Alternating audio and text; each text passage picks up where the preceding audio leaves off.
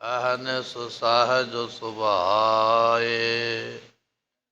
ਦਰਸ਼ਨ ਪਰਸੈ ਗੁਰੂ ਕੈ, ਜਨਮ ਮਰਨ ਦੁਖ ਜਾਏ।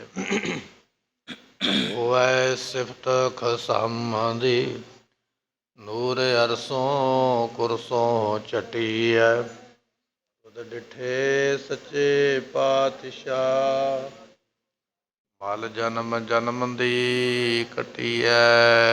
ਏਕ ਓੰਕਾਰ ਸਤਿਗੁਰ ਤੇ ਪ੍ਰਸਾਦ ਸਚ ਹੋਇ। ਵਾਹਿਗੁਰੂ ਜੀ ਕੀ ਵਿਘਨ ਵਿਨਾਸ਼ਨ, ਸ੍ਰੀ ਵਾਹਿਗੁਰੂ ਜੀ ਕੀ ਵਿਘਨ ਵਿਨਾਸ਼ਨ ਸੋਏ। ਪੁਨੀਤ ਭਉਨ ਕੀਜੀਏ ਲਖੋ, ਸੋ ਦਾਸ ਮੋਹਿ ਕੋ। ਅਖੇਰ ਖੇਲ ਭਾਵ ਤੇ ਬਿਲੋਕ ਬ੍ਰਿੰਦ ਕੋਹ ਕੋ। ਵਾਹਿਗੁਰੂ ਜੀ ਕਾ ਖਾਲਸਾ, ਵਾਹਿਗੁਰੂ ਜੀ ਕੀ ਫਤਿਹ। ਸਤਿਗੁਰਾਂ ਦੀ ਸਾਜੀ ਨਵਾਜੀ ਗੁਰੂ ਕੀ ਸੰਗਤ, ਆਪ ਸੰਗਤ ਨੇ ਗੁਰੂ ਦਰਬਾਰ ਵਿੱਚ ਬੈਠ ਕੇ ਸਤਿਗੁਰਾਂ ਦੀ ਅਗੰਮੀ ਬਾਣੀ ਦੇ ਕੀਰਤਨ ਦੀਆਂ ਦਾਤਾਂ ਸਰਵਣ ਕੀਤੀਆਂ। ਇਸ ਵੇਲੇ ਧੰਨ ਗੁਰੂ ਗੋਬਿੰਦ ਸਿੰਘ ਮਹਾਰਾਜ ਜੀਆਂ ਦੇ ਜੀਵਨ ਦੀ ਕਥਾ ਆਪਾਂ ਲੜੀਵਾਰ ਸਰਵਣ ਕਰ ਰਹੇ ਹਾਂ।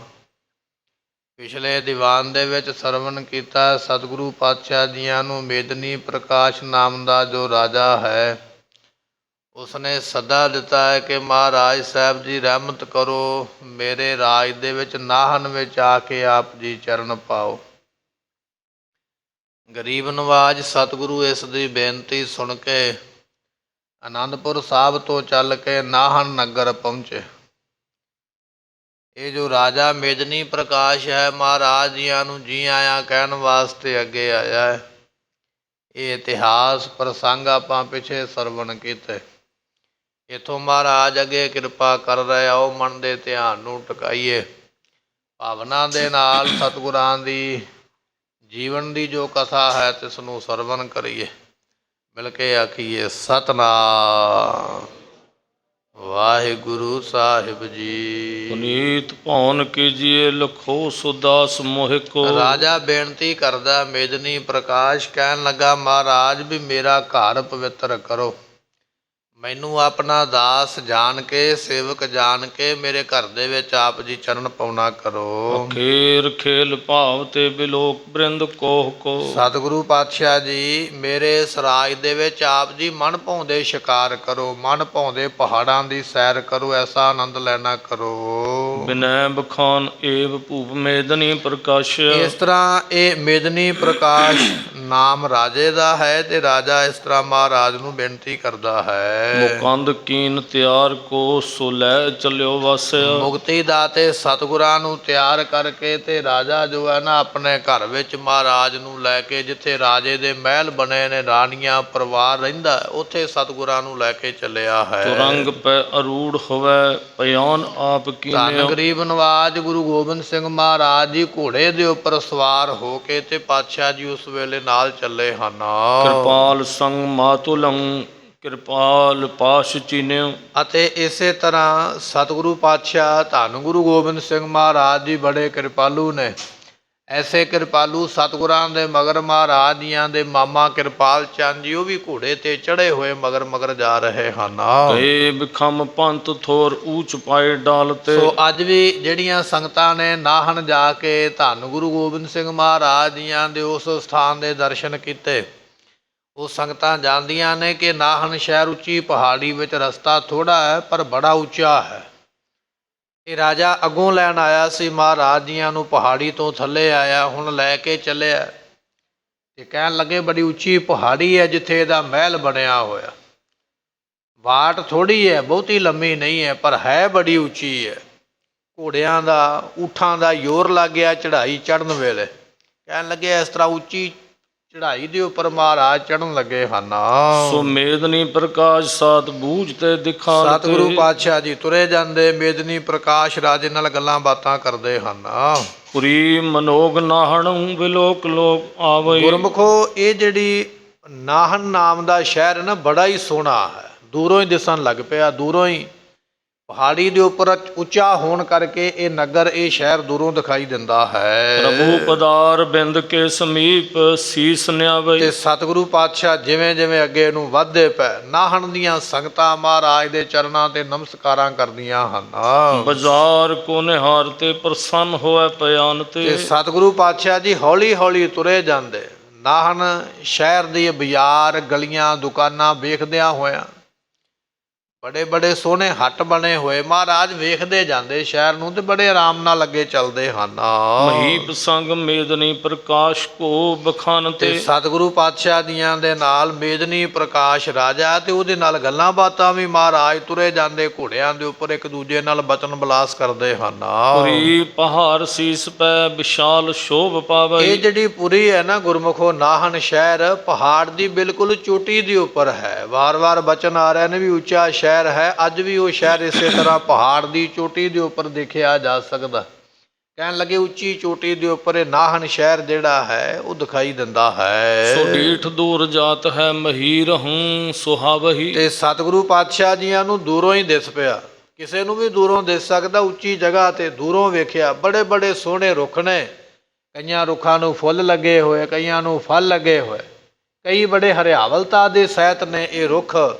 ਐਸੇ ਰੁੱਖਾਂ ਨੇ ਸ਼ਹਿਰ ਨੂੰ ਬੜਾ ਸੋਹਣਾ ਬਣਾਇਆ ਹੋਇਆ ਹੈ। ਬਸੰਤ ਥੋਰ ਥਾਨ ਮੈਂ ਮਹਾਨ ਹੈ ਉਜਾਗਰੀ। ਤੇ ਕਹਿਣ ਲੱਗੇ ਵੀ ਇਹ ਜਿਹੜੀ ਨਗਰੀ ਹੈ ਨਾ, ਥਾਂ ਥੋੜਾ ਹੈ ਤੇ ਬੜੀ ਸੰਘਣੀ ਜਗ੍ਹਾ ਦੇ ਉੱਪਰ ਇਹ ਨਗਰ ਇਲਾਕਾ ਵਸਿਆ ਹੋਇਆ ਹੈ। ਭੂਖਣਾਦ ਧਾਰ ਵੇ ਸੋ ਬੇਸ ਵੇਸ ਨਾਗਰੀ। ਕਹਿਣ ਲੱਗੇ ਵੀ ਇਸੇ ਤਰ੍ਹਾਂ ਮੰਨ ਲਓ ਵੀ ਗਹਿਣਿਆਂ ਦੇ ਨਾਲ ਜਿਵੇਂ ਕੋਈ ਆਪਣੇ ਸਰੀਰ ਨੂੰ ਸ਼ਿੰਗਾਰ ਲੈਂਦਾ ਹੈ ਨਾ, ਇਸੇ ਤਰ੍ਹਾਂ ਕਹਿਣ ਲੱਗੇ ਵੀ ਇਹ ਜਿਹੜੀ ਨਗਰੀ ਹੈ ਨਾ, ਥਾਂ ਥੋੜਾ ਹੀ ਹੈ ਪਰ ਰੁੱਖਾਂ ਬੂਟਿਆਂ ਨਾਲ, ਫਲਾਂ ਨਾਲ ਬੜੀ ਸ਼ਿੰਗਾਰੀ ਹੋਈ ਹੈ। ਦੋਹਰਾ ਕਰਤ ਬਤਕ ਇਮ ਨਗਰ ਕੀ ਮਹਿਪਾਲ ਕੇ ਸਾਥ। ਸਤਿਗੁਰੂ ਪਾਤਸ਼ਾਹ ਜੀ ਇਸ ਤਰ੍ਹਾਂ ਰਾਜੇ ਨਾਲ ਬਚਨ ਬਲਾਸ ਕਰਦੇ ਜਾਂਦੇ ਹਨ। ਗਮਨੇ ਰੁਚਰ ਸਥਾਨ ਮੈਂ ਡੇਰੇ ਹਿਤ ਗੁਰਨਾਥ। ਤੇ ਸਤਿਗੁਰੂ ਪਾਤਸ਼ਾਹ ਦਾ ਜਿੱਥੇ ਟਿਕਾਣਾ ਕਰਾਉਣਾ, ਮਹਾਰਾਜ ਨੇ ਰਹਿਣ ਵਾਸਤੇ ਪੜਾ ਕਰਨਾ, ਉਸ ਜਗ੍ਹਾ ਦੇ ਉੱਪਰ ਰਾਜਾ ਮਹਾਰਾਜ ਨੂੰ ਲੈ ਕੇ ਗਿਆ ਹੈ।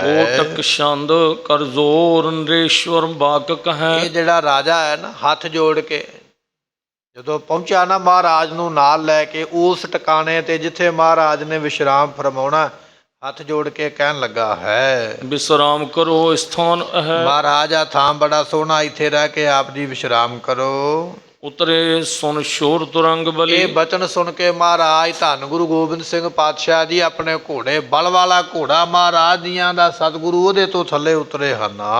ਪਰਿਅੰਕ ਥਰੇ ਤਹ ਭਾਂਤ ਭਲੀ। ਬੜਾ ਸੋਹਣਾ ਪਲੰਘਾ ਰਾਜੇ ਨੇ ਡਾਇਆ ਹੋਇਆ ਮਹਾਰਾਜ ਦੇ ਬਰਾਜਨ ਵਾਸਤੇ, ਮਹਾਰਾਜ ਪਲੰਘੇ ਤੇ ਬਰਾਜੇ ਹਨ। ਚਿਰਕੇਤਕ ਬੈਠ ਮਹੀਪ ਗਏ। ਕੁਝ ਸਮਾਂ ਇਹ ਰਾਜਾ ਮੇਦਨੀ ਪ੍ਰਕਾਸ਼ ਵੀ ਮਹਾਰਾਜ ਦੇ ਕੋਲ ਬੈਠਾ ਰਿਹਾ, ਬਚਨ ਬਲਾਸ ਕਰਦਾ ਹੈ। ਹਿਤ ਸੇਵ ਸਮਾਜ ਪਠਾਏ ਦਇਓ। ਤੇ ਸਤਿਗੁਰਾਂ ਦੀ ਸੇਵਾ ਵਾਸਤੇ ਇਹਨੇ ਕੁਝ ਆਪਣੇ ਨੌਕਰ ਲਾ ਦਿੱਤੇ ਵੀ ਮਹਾਰਾਜ ਦੇ ਸੂਰਮਿਆਂ ਨੂੰ ਜਿਹੜੀ ਜਿਹੜੀ ਵਸਤੂ ਚਾਹੀਦੀ ਹੈ ਸੇਵਾ ਵਾਸਤੇ ਆਪਣੇ ਕੁਝ ਬੰਦੇ ਲਾਏ ਹਨ। ਕ੍ਰਿਤ ਚੂਨ ਸਿਤਾ ਬਹੁਤ ਤਿਆਰ ਕੀਏ। ਇਸੇ ਤਰ੍ਹਾਂ ਛਕਣ ਵਾਸਤੇ ਘਿਓ, ਖੰਡ ਅਤੇ ਪਸ਼ੂਆਂ ਨੂੰ ਚਾਰਾ ਵਗੈਰਾ ਜੋ ਵੀ ਹੈ ਛੇਤੀ ਨਾਲ ਤਿਆਰ ਕਰਕੇ ਪਹੁੰਚਦਾ ਕੀਤਾ ਹੈ। ਜੁਤ ਚਾਵਰ ਸੂਖਮ ਭੇਜ ਦੀਏ। ਅਤੇ ਛਕਣ ਵਾਸਤੇ ਸੋਹਣੇ ਲੰਮੇ ਬਰੀਕ ਚੌਲ ਬਾਸਮਤੀ ਦੇ ਭੇਜੇ ਗਏ ਵੀ ਸੋਹਣੇ ਚੌਲ ਬਣਾ ਕੇ ਤੇ ਛਕਣੇ ਹਨ।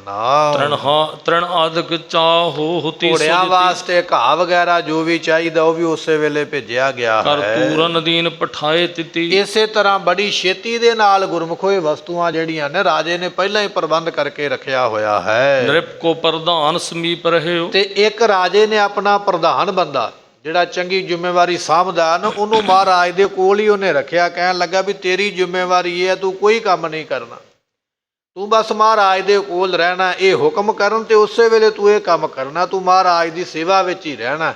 ਇੱਕ ਸਿਆਣਾ ਵਿਅਕਤੀ ਜਿਹੜਾ ਪ੍ਰਧਾਨ ਹੈ ਉਸ ਨੂੰ ਮਹਾਰਾਜ ਦੀ ਸੇਵਾ ਵਿੱਚ ਛੱਡ ਦਿੱਤਾ ਹੈ। ਤਤਕਾਲ ਦਇਓ ਜਨ ਜੋਏ ਚਾਹਿਓ। ਤੇ ਉਹਨੂੰ ਸਿਖਾਇਆ ਗਿਆ, ਦੱਸਿਆ ਗਿਆ ਵੀ ਮਹਾਰਾਜ ਹੁਕਮ ਮਗਰੋਂ ਕਰਨ ਤੇ ਵਸਤੂ ਪਹਿਲਾਂ ਪਹੁੰਚਣੀ ਚਾਹੀਦੀ ਹੈ। ਇਸ ਵਿਅਕਤੀ ਨੇ ਮਹਾਰਾਜ ਦੇ ਕੋਲ ਰਹਿ ਕੇ ਐਸੀਆਂ ਸੇਵਾਵਾਂ ਕੀਤੀਆਂ ਹਨ। ਸਭ ਰੀਤ ਕਰੀ ਬਹੁ ਸੇਵ ਤਵੈ। ਬੜੇ ਚੰਗੇ ਤਰੀਕੇ ਨਾਲ ਸੇਵਾ ਕਰਦਾ ਹੈ। ਮਤਰੇ ਤੁਰਸ਼ਾਨ ਅਚਾਰ ਸਵੈ। ਸਤਿਗੁਰਾਂ ਦੇ ਵਾਸਤੇ ਛਕਣ ਵਾਸਤੇ ਮਿੱਠੇ ਫਲ, ਖੱਟੇ ਫਲ ਜਾਂ ਕਈ ਤਰ੍ਹਾਂ ਦੇ ਪਦਾਰਥ ਮਿੱਠੇ ਵਾਲੇ ਨਮਕ ਵਾਲੇ ਖਟਿਆਈ ਵਾਲੇ ਬਣਾ ਬਣਾ ਕੇ ਮਹਾਰਾਜ ਦੇ ਕੋਲ ਭੇਜਦਾ ਹੈ। ਫਲ ਫੂਲ ਪੱਠੇ ਨਿਜ ਬਾਗਨ ਤੇ, ਆਪਣਿਆਂ ਬਾਗਾਂ ਤੋਂ ਸੋਹਣੇ ਸੋਹਣੇ ਫੁੱਲ ਮਹਾਰਾਜ ਦੇ ਵਾਸਤੇ ਸੋਹਣੇ ਸੋਹਣੇ ਛਕਣ ਵਾਲੇ ਫਲ ਭੇਜਦਾ ਹੈ। ਸੁਧ ਲੇਤ ਸਭੀ ਅਨੁਰਾਗਨ ਤੇ, ਬੜੇ ਪ੍ਰੇਮ ਦੇ ਨਾਲ ਪਿਆਰ ਦੇ ਨਾਲ ਮਹਾਰਾਜ ਦੀ ਪੂਰੀ ਖਬਰ ਸਾਰ ਲੈਂਦੇ ਹਨ। ਦਲ ਬ੍ਰਿੰਦ ਵਿਖੇ ਬਹੁ ਬਾਰ ਤੇ ਫਿਰਿਓ, ਸਤਿਗੁਰਾਂ ਦੀ ਫੌਜ ਵੀ ਨਾਲ ਗਈ ਹੈ ਨਾ, ਬਹੁਤੇ ਸੂਰਮੇ ਨਾਲ ਨੇ, ਸਾਰਿਆਂ ਵਿੱਚ ਫਿਰ ਕੇ ਸਾਰਿਆਂ ਦੀ ਖਬਰ ਲੈਂਦਾ ਹੈ। ਪਹੁੰਚਿਓ ਸਭ ਪਾਸ ਪ੍ਰਮੋਦ ਕਰਿਓ, ਇਸੇ ਤਰ੍ਹਾਂ ਸਾਰਿਆਂ ਦੇ ਕੋਲ ਪਹੁੰਚਦਾ ਹੈ। ਰਾਜੇ ਦਾ ਲਾਇਆ ਹੋਇਆ ਵਿਅਕਤੀ ਸਾਰਿਆਂ ਦੀਆਂ ਖੁਸ਼ੀਆਂ ਲੈ ਰਿਹਾ ਹੈ। ਇਮ ਖਾਨ ਰੂਪਾਨ ਸੋ ਸੈਨਹ ਮੈਂ, ਇਸ ਤਰ੍ਹਾਂ ਮਹਾਰਾਜ ਦੀ ਫੌਜ ਦੇ ਵਿੱਚ ਛਕਣ ਛਕਾਉਣ ਦੇ ਸਾਰੇ ਪਦਾਰਥ ਭੇਜੇ ਗਏ ਹਨ। ਸੁਪਤੇ ਸੁਖ ਪਾਏ ਸੋ ਰਹਿਨਹ ਮੈਂ, ਤੇ ਸਾਰੇ ਗੁਰਮੁਖੋ ਛਕ ਛਕਾ ਕੇ ਰਾਤ ਨੂੰ ਸੁੱਤੇ ਹਨ। ਅਨੁਸਾਰ ਬੜੀ ਸਭ ਜਾਗ ਰਹੇ, ਜਦੋਂ ਅੰਮ੍ਰਿਤ ਵੇਲਾ ਅਗਲਾ ਦਿਨ ਹੋਇਆ ਤੇ ਸਾਰੇ ਜਾਣੇ ਜਾਗ ਪਏ, ਉੱਠ ਪਏ ਹਨ। ਸਿਮਰੈ ਸਤਨਾਮ ਆਨੰਦ ਲਹੇ, ਹੁਣ ਮਹਾਰਾਜ ਦੇ ਕੋਲ ਜਿੰਨੇ ਰਹਿਣਾ ਨਾ, ਜੀਵਨ ਤੇ ਚੰਗਾ ਹੀ ਹੋਵੇ ਤੇ ਤਾਂ ਹੀ ਰਿਹਾ ਜਾਂਦਾ। ਗੁਰੂ ਦੀ ਸੰਗਤ ਐਵੇਂ ਨਹੀਂ ਮਿਲਦੀ ਹੈ।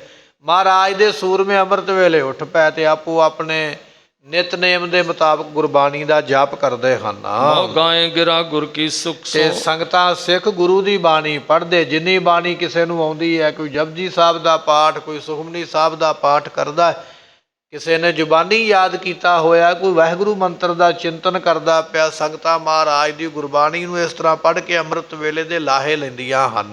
ਜਿਸ ਤੇ ਬਚੇ ਅੰਤਕ ਕਹਿ ਦੁਖ ਸੋ, ਕਿਉਂਕਿ ਗੁਰਮੁਖੋ ਜਿਹੜੀ ਬਾਣੀ ਹੈ ਨਾ, ਇਹ ਅੰਤ ਨੂੰ ਜਮਾਂ ਦੇ ਦੁੱਖਾਂ ਤੋਂ ਬਚਾਉਣ ਵਾਲੀ ਹੈ। ਗੁਰਬਾਣੀ ਬਿਨਾਂ ਬਚਾ ਕੋਈ ਨਹੀਂ ਸਕਦਾ ਹੈ।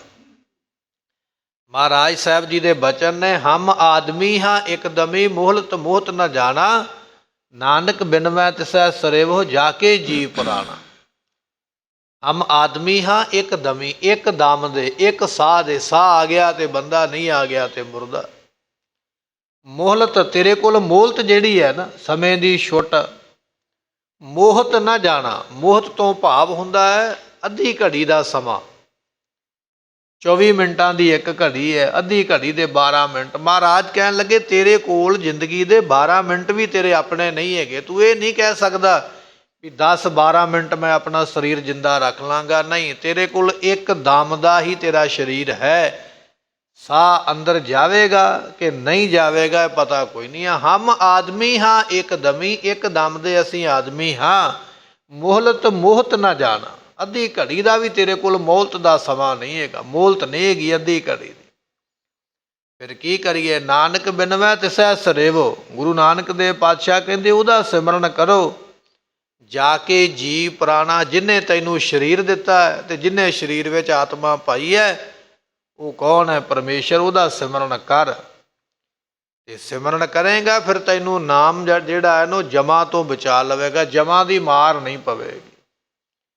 ਇੱਥੇ ਬਚਨ ਆ ਗਿਆ, ਕਹਿਣ ਲੱਗੇ ਗੁਰੂ ਕੇ ਸਿੱਖ ਅੰਮ੍ਰਿਤ ਵੇਲੇ ਉੱਠ ਕੇ ਬਾਣੀ ਪੜ੍ਹਦੇ, ਨਾਮ ਜਪਦੇ, ਨਿਤਨੇਮ ਕਰਦੇ। ਉਹਦਾ ਕਾਰਨ ਇਹ ਹੈ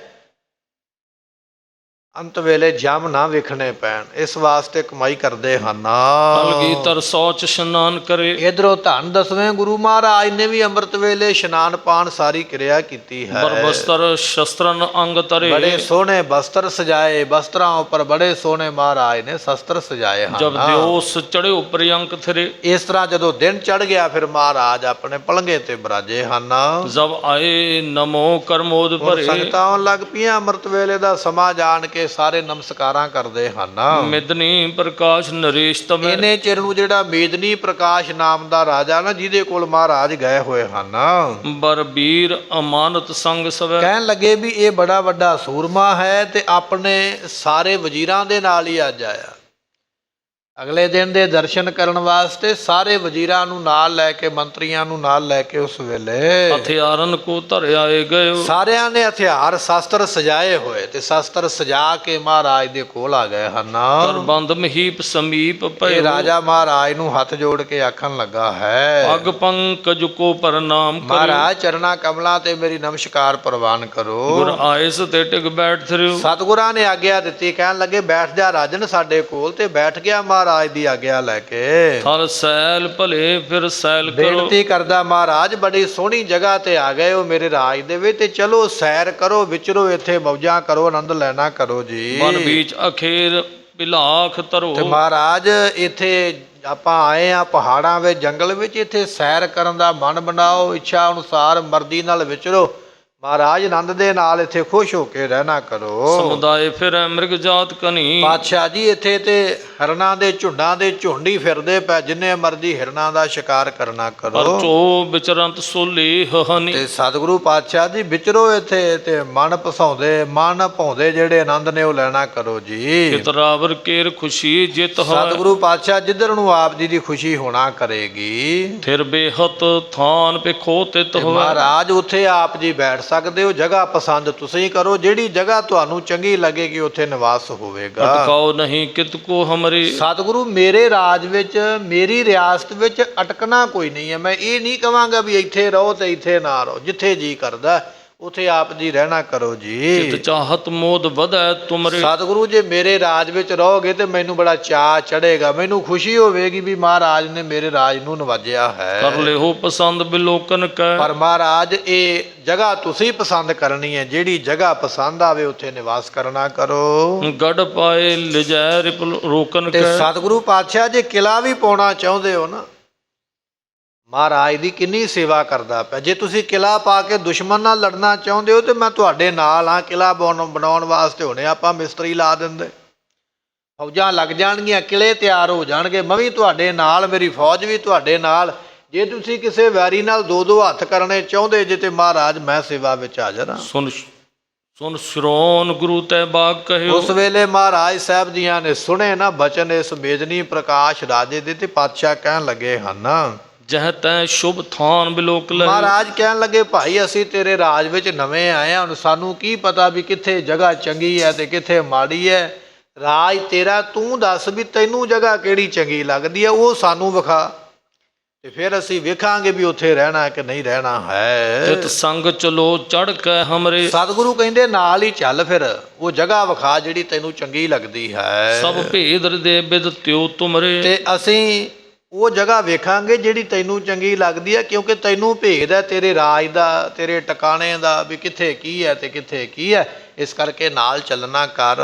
ਤਿਤ ਹੀਰ ਅਖੇਰ ਸੋ ਖੇਲਾਂਗੇ, ਨਾਲੇ ਸ਼ਿਕਾਰ ਖੇਲਾਂਗੇ ਤੇ ਨਾਲੇ ਫਿਰ ਸੋਹਣੀ ਜਗ੍ਹਾ ਵੇਖਣਾ ਕਰਾਂਗੇ। ਗਨ ਬਾਜ ਰੁਸਵਾਨ ਸੋ ਪੇਲਾਂਗੇ, ਸੋ ਸਾਡੇ ਕੋਲ ਬਾਜ ਨੇ ਸ਼ਿਕਾਰ ਕਰਨ ਵਾਲੇ, ਇਹ ਵੀ ਉਡਾਰੀਆਂ ਮਾਰ ਲੈਣਗੇ, ਆਪਣੇ ਖੰਭ ਖੋਲ ਲੈਣਗੇ, ਤੇ ਸਾਡੇ ਕੋਲ ਕੁੱਤੇ ਵਗੈਰਾ ਵੀ, ਇਹ ਵੀ ਥੋੜੀ ਬਹੁਤੀ ਦੌੜ ਲਾ ਲੈਣਗੇ। ਤੇ ਇਸ ਕਰਕੇ ਚੱਲਣਾ ਕਰਨਾ ਕਰੀਏ। ਕਰ ਜੋਰ ਨਰੇਸ਼ਵਰ ਬਾਤ ਕਹੈ, ਹੱਥ ਜੋੜ ਕੇ ਰਾਜਾ ਫਿਰ ਮਹਾਰਾਜ ਨੂੰ ਕਹਿਣ ਲੱਗਾ ਹੈ, ਧਨ ਭਾਗ ਅਹੈ ਮੁਝ ਸੰਗ ਚਹੈ। ਮਹਾਰਾਜ ਮੇਰੇ ਤੇ ਫਿਰ ਵੱਡੇ ਭਾਗ ਹੋ ਗਏ ਨਾ। ਇੱਕ ਤੇ ਆਪ ਜੀ ਨੇ ਮੇਰੇ ਰਾਜ ਵਿੱਚ ਚਰਨ ਪਾਏ, ਦੂਜਾ ਤੁਸੀਂ ਮੈਨੂੰ ਨਾਲ ਹੀ ਲੈ ਕੇ ਜਾਣਾ ਚਾਹੁੰਦੇ ਹੋ ਵੀ ਚੱਲ ਨਾਲ, ਤੇ ਫਿਰ ਗੁਰ ਕਾ ਸੰਗ ਵਡਭਾਗੀ ਪਾਈ ਹੈ। ਗੁਰੂ ਦੀ ਸੰਗਤ ਵੱਡਿਆਂ ਭਾਗਾਂ ਨਾਲ ਪ੍ਰਾਪਤ ਹੁੰਦੀ ਹੈ। ਮਹਾਰਾਜ ਵੱਡੇ ਭਾਗ ਹੋਣਗੇ ਨਾ ਜੋ ਮੈਨੂੰ ਆਪ ਜੀ ਦੀ ਸੰਗਤ ਮਿਲੇਗੀ, ਇਹ ਤੇ ਆਪ ਜੀ ਨੇ ਮੈਨੂੰ ਸਫਲਾ ਕਰ ਦਿੱਤਾ ਹੈ। ਦਿਨ ਆਜ ਮੁਕਾਮ ਇਹਾਂ ਕਰਿਓ, ਸਤਿਗੁਰੂ ਪਾਤਸ਼ਾਹ ਅੱਜ ਫਿਰ ਇੱਥੇ ਰਹੋ, ਅੱਜ ਨਾ ਆਪਾਂ ਚੱਲੀਏ, ਅੱਜ ਥਕਾਵਟ ਦੂਰ ਕਰੋ, ਇੱਥੇ ਰਹਿ ਕੇ ਨਾਹਣ ਦੇ ਵਿੱਚ। ਭੁਨ ਸਾਰ ਭੇਤ ਤੇ ਚਰਿਓ, ਕੱਲ ਨੂੰ ਆਪਾਂ ਚੱਲਾਂਗੇ, ਪਰ ਚੱਲਾਂਗੇ ਸਵੇਰੇ ਚੱਲਾਂਗੇ ਤੇ ਤਾਂ ਹੀ ਕਿਤੇ ਪਹੁੰਚਾਂਗੇ ਨਾ। ਜੇ ਤੁਰ ਲੱਗੇ 10 ਵੱਜ ਗਏ ਤੇ ਪਹੁੰਚਣਾ ਕਿੱਥੇ।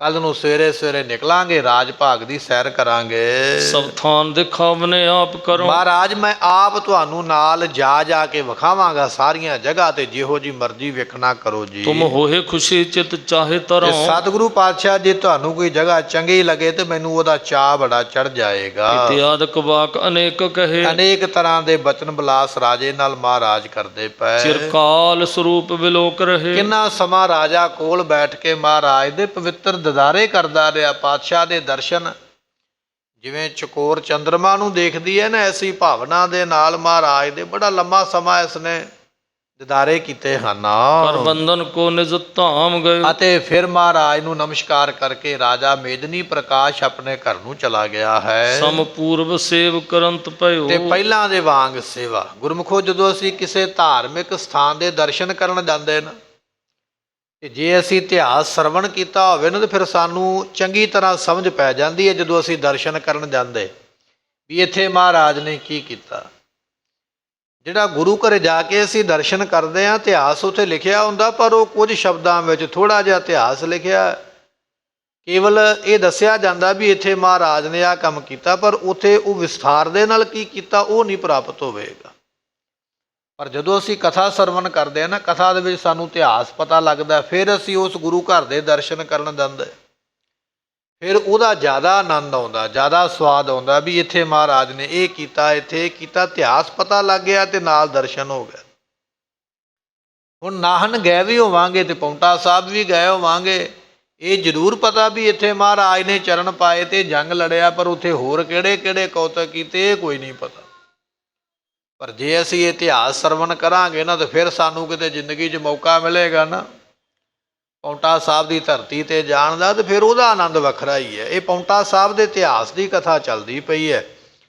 ਇਸ ਤਰ੍ਹਾਂ ਮਹਾਰਾਜ ਜੀ ਰਾਜੇ ਨਾਲ ਬਚਨ ਬਲਾਸ ਕਰਦੇ ਹਨ। ਰਖਿਓ ਦਲ ਭੂਪ ਸਰਾਹਤ ਹੈ। ਤੇ ਸਤਿਗੁਰੂ ਪਾਤਸ਼ਾਹ ਮਹਾਰਾਜ ਜੀਆਂ ਨੂੰ ਰਾਜਾ ਬੜਾ ਖੁਸ਼, ਅਤੇ ਮਹਾਰਾਜ ਦੇ ਸਿੱਖ ਜਿਹੜੇ ਰਾਜੇ ਤੇ ਖੁਸ਼ ਹਨ।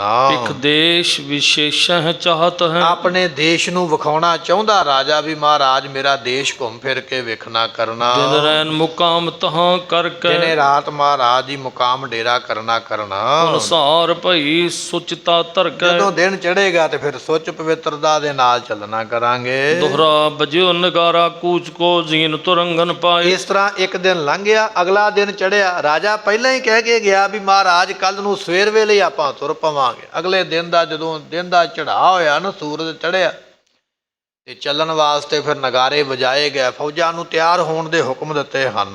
ਭਇਓ ਤਿਆਰ ਡੇਰਾ ਸਕਲ ਉਤ ਨਾਹਣ ਪਤਰਾਏ। ਇਧਰੋਂ ਮਹਾਰਾਜ ਦੀ ਫੌਜ ਤਿਆਰ ਹੋ ਕੇ ਚੱਲਣ ਲੱਗੀ ਹੈ, ਉਧਰੋਂ ਨਾਹਣ ਦਾ ਰਾਜਾ ਮੇਦਨੀ ਪ੍ਰਕਾਸ਼ ਵੀ ਤਿਆਰ ਹੋ ਕੇ ਚੱਲਿਆ ਹੈ। ਖੇਲ ਵੇ ਅਖੀਰ ਕੋ ਸਮਾਜ ਰਾਜ ਲੀਨ ਬਾਜ। ਕਹਿਣ ਲੱਗੇ ਵੀ ਇਸੇ ਤਰ੍ਹਾਂ ਸ਼ਿਕਾਰ ਖੇਡਣ ਦਾ ਸਾਰਾ ਸਮਾਨ ਨਾਲ ਲੈ ਕੇ ਤੇ ਉਸ ਵੇਲੇ ਚੱਲੇ ਹਨ।